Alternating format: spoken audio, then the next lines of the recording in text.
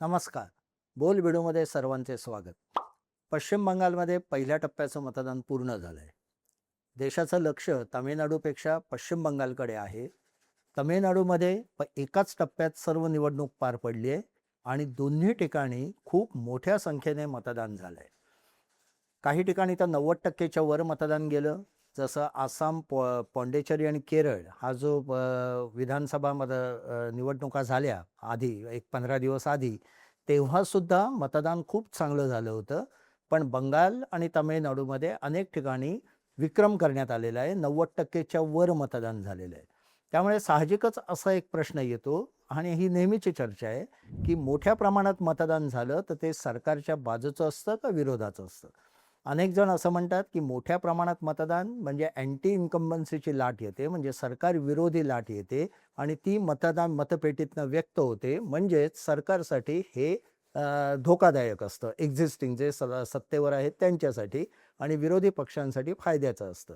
Statistically याला कुठलाही आधार नाही. म्हणजे जास्त मतदान झाल्यामुळे सरकार जसं पडलेली आहे, तसंच जास्त मतदान झाल्यामुळे आहे ती सरकार पुन्हा सत्तेतही आलेली आहे.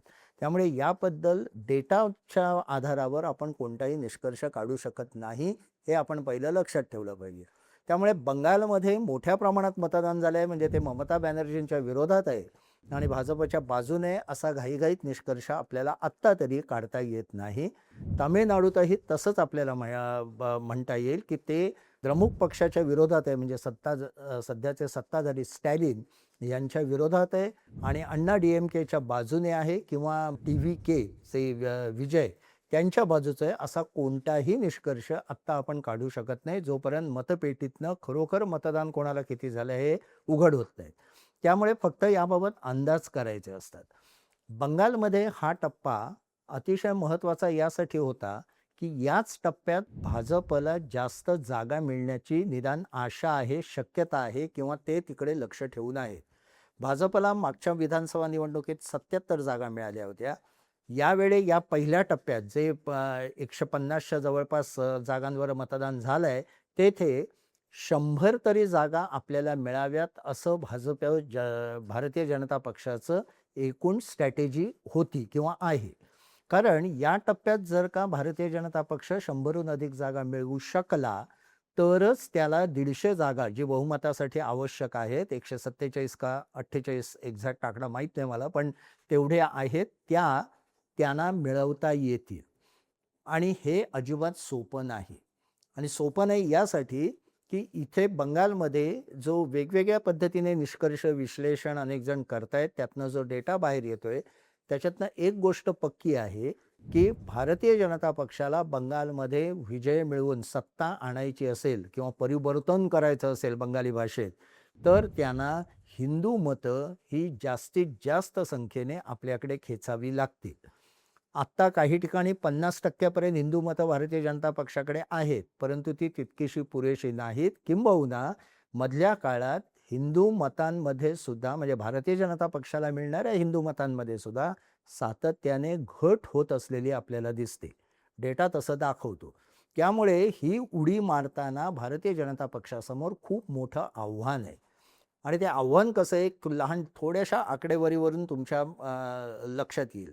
समजा आपण उत्तर बंगाल घेतला, तर उत्तर बंगालमध्ये 75% हिंदू मतदार आहेत.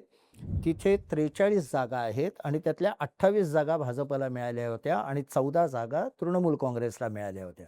म्हणजे उत्तर बंगालमधल्या हिंदूंनी मोठ्या प्रमाणात भारतीय जनता पक्षाच्या बाजूने मतदान केलं. आता आपण दक्षिणेत आलो. दक्षिण मध्य बंगालमध्ये गेलो, तर तिथे तर हिंदूंची संख्या जवळ-जवळ 80%हून अधिक आहे. तिथेही भारतीय जनता पक्षाला 35 पैकी 27 जागा मिळाल्या होत्या. म्हणजे चांगलं मतदान त्यांच्या बाजूने झालं होतं. पूर्व बंगालमध्ये आपण गेलो, तर तिथे तर 87% हिंदूंची संख्या आहे आणि तिथेही भारतीय जनता पक्षाला 16 पैकी 13 जागा मिळाल्या होत्या. म्हणजे या सर्व ठिकाणी जिथे हिंदू मतं ही 75%च्या वर आहेत, तिथे भारतीय जनता पक्ष चांगली कामगिरी करतो, असं मागच्या निवडणुका दाखवतात. मागचीच निवडणूक आणि त्याच्या आधीच्या निवडणुकीत भारतीय जनता पक्षाला फक्त 3च जागा मिळाल्या होत्या. मागच्या निवडणुकीत 77 जागा मिळाल्या होत्या आणि 24च्या लोकसभा निवडणुकीत पुन्हा त्या जागा थोड्या कमी झाल्या. परंतु विधानसभेची आकडेवारी पाहिली तर 100च्या वर ते लोकसभेतही गेलेले होते. त्यामुळे हा आपला पहिला डेटा असं दाखवतो की हिंदू मतं जिथे 75च्या वर आहेत तिथे भारतीय जनता पक्षाला चांगल्या जागा मिळतात. परंतु याच्यात आता ट्विस्ट बघा. कलकत्ता दक्षिण हा भाग आपण घेतला तर तिथे सुद्धा हिंदू मतं 75% आहेत. परंतु भारतीय जनता पक्षाला 101 पैकी फक्त 2 जागी विजय मिळाला आणि 98 जागा तृणमूल काँग्रेसने मिळवल्या. म्हणजे हे हिंदू मतांचं कन्सॉलिडेशन काही भागात भारतीय जनता पक्षाला उपयोगी ठरतं. तसंच हिंदू मतांमुळे ममता बॅनर्जींनाही खूप जागा मिळतात असं दक्षिण कोलकात्यावरनं दिसतं. मध्य बंगालमध्ये हिंदूंची संख्या 56%च आहे. तिथे तर 73 पैकी 67 जागी तृणमूल काँग्रेस निवडून आलेले आहे आणि भाजपला फक्त 6 जागा मिळालेल्या आहेत. आणि तिसरा मोठा फॅक्टर म्हणजे हे हिंदू आणि मुस्लिम किंवा अल्पसंख्याक यातलं विभाजन झालं. दक्षिण पश्चिम बंगाल जर का आपण घेतलं तर जवळजवळ 66% हिंदू मतं आहेत, पण तिथे ट्रायबल मतं जास्त आहेत आणि तिथे तर 26 पैकी 25 जागी तृणमूल काँग्रेस विजयी झालेलं आहे. त्यामुळे आदिवासी पट्टा, त्याच्यानंतर जिथे हिंदू 70% किंवा 75%च्या खाली आहेत तो टप्पा, या सर्व ठिकाणी तृणमूल काँग्रेस जी आघाडी घेतं ती इतकी मोठी आहे की ती आघाडी भरून काढणं काल झालेल्या पहिल्या टप्प्यामध्ये भारतीय जनता पक्षाला जमेल का, हा एक मोठं प्रश्नचिन्ह आहे. आणि या प्रश्नचिन्हाचं उत्तर आपल्याला आत्ता देता येत नाही. आता एक्झिट पोलमध्ये काही काही अंदाज व्यक्त होतील, जे 29 तारखेला आपल्याला कळेल. परंतु सांगायचा मुद्दा की हिंदू मतं जर का 75 ते 80% पर्यंत भारतीय जनता पक्ष आपल्याकडे खेचू शकला तर ममता बॅनर्जींवर निदान त्यांच्याशी कडवी लढत देणं किंवा कदाचित सत्ता घेणं हे शक्य होऊ शकतं. कारण ममता बॅनर्जींचा मोठा बेस हा मुख्यतः मुस्लिम मतांचा आहे, 30%चा आहे. 90 जागा अशा आहेत की जिथे ममता बॅनर्जींचं निर्विवाद वर्चस्व आहे. त्यामुळे ही शर्यत जी सुरुवात होते ती 90 जागांच्या पुढेच ममता बॅनर्जी सुरू करतात. म्हणजे ज्याला आपण क्रिकेटच्या भाषेत बोलायचं तर पहिल्या 5 ओव्हरमध्येच इतकी मोठी धावसंख्या ममता बॅनर्जींनी घेतलेली असते की त्याच्यानंतर ते मेकअप करून पुढे जाणं हे विरोधी पक्षांना कठीण होतं आणि भारतीय जनता पक्ष त्याच कचाट्यात आत्ता सापडलेला आहे. दुसरा भाग म्हणजे जर का आपण 2021 ते 2026 या गेल्या 5 वर्षातल्या निवडणुका पाहिल्या तर पश्चिम बंगालमध्ये 21 मतदारसंघात पोटनिवडणुका काही काही कारणाने झाल्या, सर्वात जास्त झाल्या बंगालमध्ये. या 21च्या 21 पोटनिवडणुकात भाजप हारला. एकही भारतीय जनता पक्षाला एकाही ठिकाणी विजय मिळवता आला नाही. किंबहुना भारतीय जनता पक्षाची मतांची संख्या, हिंदू मतांची संख्या सुद्धा 50%वरनं 38%वर आली. म्हणजे बंगालचं मतांचं चित्र असं आहे आत्ताच्या घडीला की मुस्लिम मतं ठामपणे ममता बॅनर्जींबरोबर आहेत आणि हिंदू मतातला सुद्धा फार मोठा वाटा हा ममता बॅनर्जींकडे अद्यापही आहे. निदान या पोटनिवडणुका लक्षात घेतल्या तर गेल्या वर्षीपर्यंत. आता त्यामुळे भारतीय जनता पक्षाचा सगळा भर आहे तो ममता बॅनर्जींच्या कारभारावर, प्रशासनावर, ममता बॅनर्जींच्या कॅडरवर. त्यांचं कॅडर ज्या पद्धतीने भ्रष्टाचार करताय, ज्या पद्धतीने हिंसाचाराच्या घटना घडतात, दादागिरी, दडपशाही चालते, प्रशासनात अनागोंदी दिसते, अनेक गोष्टींची तड लागत नाही, या सगळं जे तृणमूल काँग्रेसच्या कार्यकर्त्यांच्या विरोधात रोष आहे तो कॅश कसा करायचा इकडे भारतीय जनता पक्षाचं लक्ष आहे. कारण ममता बॅनर्जी एका बाजूला लोकप्रियच आहे, त्यांच्या लोकप्रियतेला कुठेही आत्तापर्यंत डाग बसलेले नाही. अनेक घटना त्यांच्या विरोधात घडल्या असल्या तरी आणि ज्या देशाच्या एकूण राष्ट्रीय राजकारणाचा आणि फेडरल स्ट्रक्चर ज्याच्याबद्दल फार बोललं जातं हल्ली, संघराज्य संबंध, केंद्र आणि राज्य संबंध याला तडा देतील अशा अनेक आक्रमक घटना ह्या ममता बॅनर्जीने घडवून आणलेल्या आहेत आणि ते राष्ट्रासाठी चांगलं लक्षण नाही हेही आपण लक्षात घेतलं पाहिजे. असं असलं तरी महिलांमध्ये आणि तिथल्या बंगाली लोकांमध्ये त्यांची लोकप्रियता अद्याप टिकून आहे. त्यामुळे कालच्या निवडणुकीतली मोठी झालेली मतसंख्या, विक्रमी टर्नआउट ज्याला आपण इंग्रजीत म्हणतो, हा ममता बॅनर्जींचा विरोधात कौल आहे किंवा भाजपच्या बाजूने असा निष्कर्ष या मागच्या डेटावरनं आपल्याला काढणं धोक्याचं ठरतं किंवा काढता येत नाही असंही म्हणता येतं. दुसरा महत्त्वाचा मुद्दा म्हणजे 90-91% इतके मतदान झाल्यामुळे प्रचंड मोठ्या प्रमाणात मतदान झालं असं जी आपली समजूत आहे ती ही दुरुस्त केली पाहिजे. ती दुरुस्त अशासाठी की SIR ही जी प्रक्रिया झाली म्हणजे मतदारांची पुन्हा सगळ्या मतदार याद्या या पुन्हा तपासल्या गेल्या, पुनर्तपासणी झाली आणि त्यातनं खूप नावं वगळली गेली. त्यामुळे मतदारांची संख्या कमी झाली आणि ही मतदारांची कमी झालेली संख्या जर लक्षात घेतली तर 90% जास्त जरी मतदान पर्सेंटेज वाईज म्हणजे आकडेवारीत जात असलं, टक्केवारीत जात असलं, तरीसुद्धा ॲब्सोल्यूट नंबर म्हणजे प्रत्यक्ष नंबरमध्ये ते मतदान मागच्या वेळेपेक्षा कमी आहे. किंबहुना 40 लाखाहून कमी मतं ह्यावेळी पडलेली आहेत. ह्याचं वेगळ्या पद्धतीने सांगायचं तर मागच्या म्हणजे समजा 21ची निवडणूक आपण घेतली तर 100 मतदारांपैकी जवळपास 75 किंवा 80 काही ठिकाणी 80 मतदारांनी मतदान केलं होतं. मागच्या वेळेसुद्धा 81-82% मतदान झालं होतं. हा जो 100 मतदारांचा पूल होता मूळ, तो आता SIR झाल्यामुळे 85 किंवा 90वर आलेला आहे. कारण खूप मतं कमी झालेली आहेत, कित्येक लाख कमी झालेली आहेत.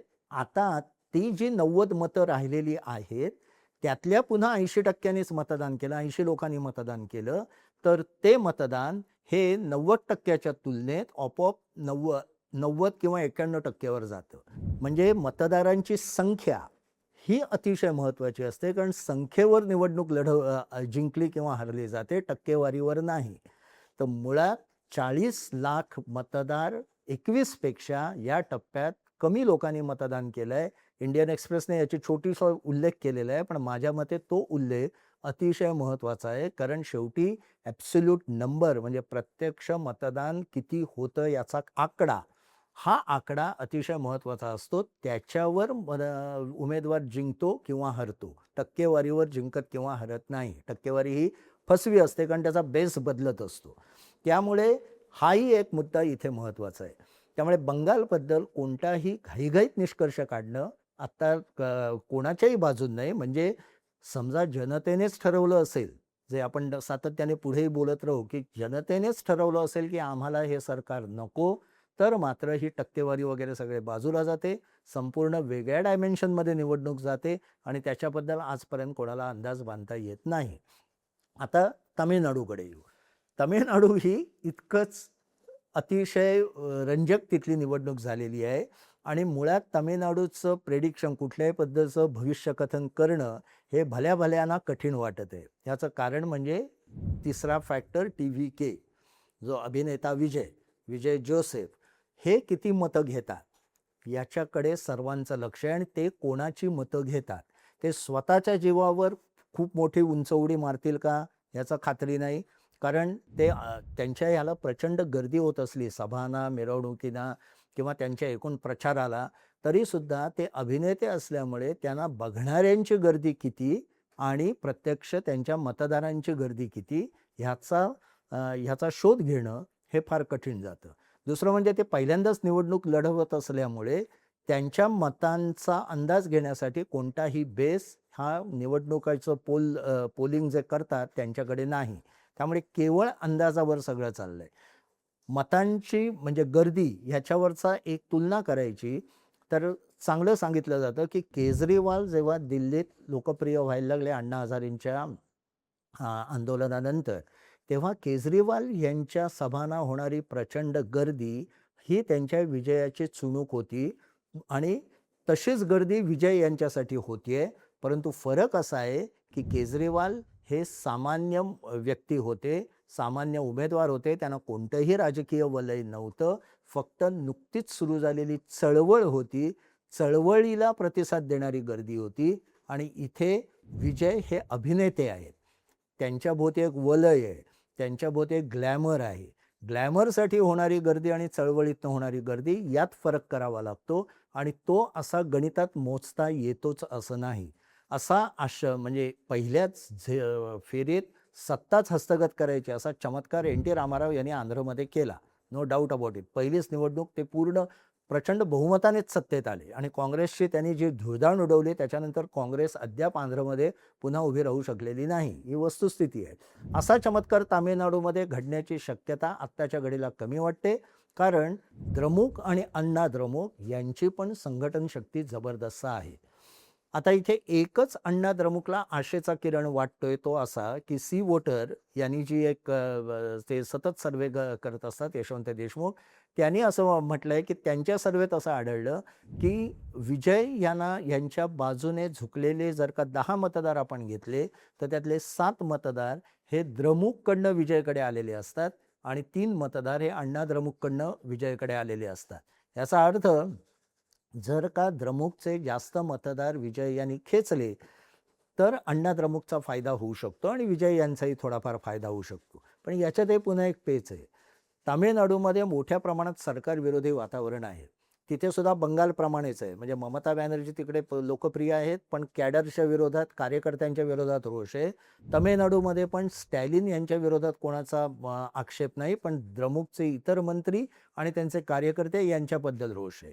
आता ही अँटी इन्कम्बन्सी विजय यांनी स्वतःकडे खेचली तर तो फायदा जो अण्णा द्रमुकला मिळाला असता तो मिळणार नाही. विजय फार मोठे होतील, अण्णा द्रमुक तिथेच राहतील आणि या भानगडीत कदाचित द्रमुक निसट्या संख्येने विजयी होऊ शकतो.